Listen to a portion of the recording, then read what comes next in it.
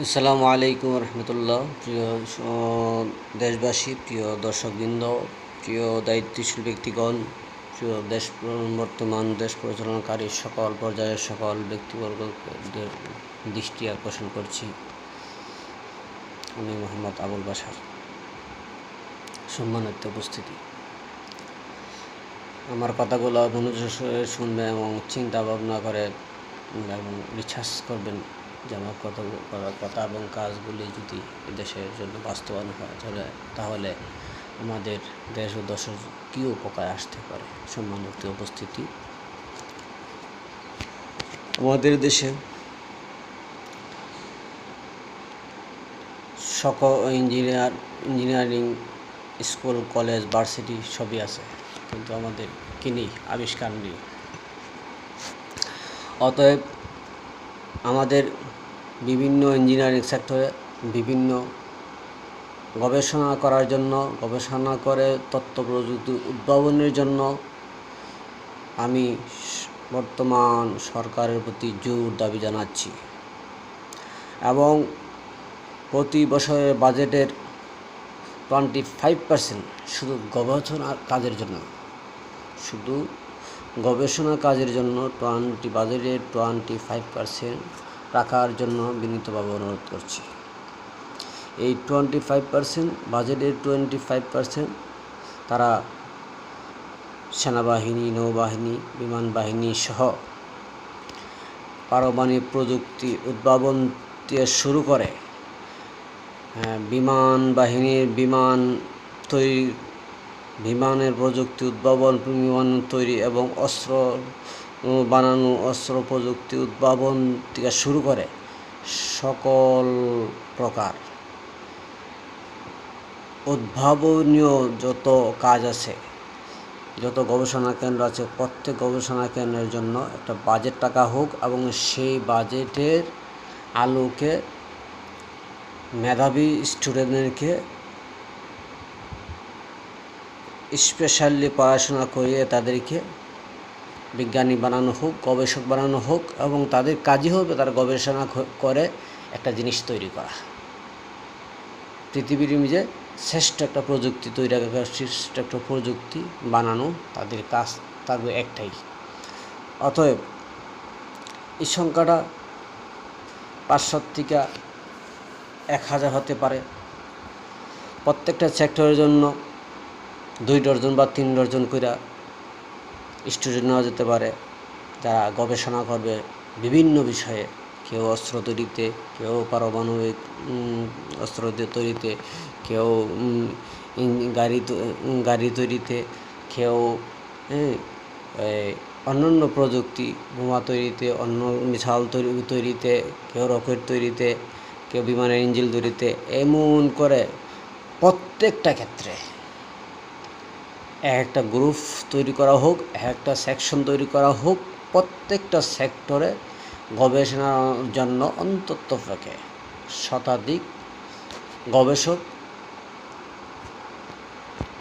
গবেষকের ব্যবস্থা করা হোক, যারা গবেষণা করে দেশের জন্য বৃহৎ কিছু আবিষ্কার করে, বৃহৎ কিছু তৈরি করবে। প্রয়োজনে সেই ভালো কিছু যারা তৈরি করবে বা ভালো মানে কোনো উদ্ভাবনীয় কোনো জিনিস তৈরি করবে এবং সেই উদ্ভাবনী জিনিসটিকে আমরা সুন্দরভাবে আমাদের নিজস্ব কারখানা তৈরি করে দেশের চাহিদা পূরণ করে প্রয়োজনে যেন আমরা দেশের বাইরে, দেশ বিদেশে রপ্তানি করতে পারি, রপ্তানি করে দেশের অর্থনীতিকে আরও শক্তিশালী করতে পারি। সম্মানিত উপস্থিতি, সম্মানিত দায়িত্বশীল বৃন্দ, আমি আশা করব আজকের পর থেকে যত কম সময়ের ভিতরে তাড়াতাড়ি সেরকম গবেষণা কেন্দ্র এবং গবেষণা কেন্দ্রের লোক নিয়োগ এবং গবেষণা কেন্দ্রের জন্য আলাদা বাজেট প্রণয়ন করে তাদেরকে কাজে লাগিয়ে দেশের সার্বভৌমত্ব রক্ষার জন্য যত প্রকার অস্ত্রশস্ত্র থেকে শুরু করে সকল প্রকার ব্যবস্থা নেওয়ার জন্য বিনীতভাবে অনুরোধ করছি। কারো পা চাটা গোলাম, কারো হুমকি দমকি, কারো কাছে মাথা নত না করে আমাদের খুদে বিজ্ঞানী, আমাদের মেধাবী স্টুডেন্টদেরকে সরকারি বাজেট প্রণয়নের মাধ্যমে তাদেরকে স্পেশালি তাদের বেতন হোক, ভাতা হোক, যা দেওয়া লাগে সকল প্রকার সুযোগ সুবিধা দিয়ে তাদের মাধ্যমে দেশ ও জাতিকে এগিয়ে নেওয়ার জন্য আমাদের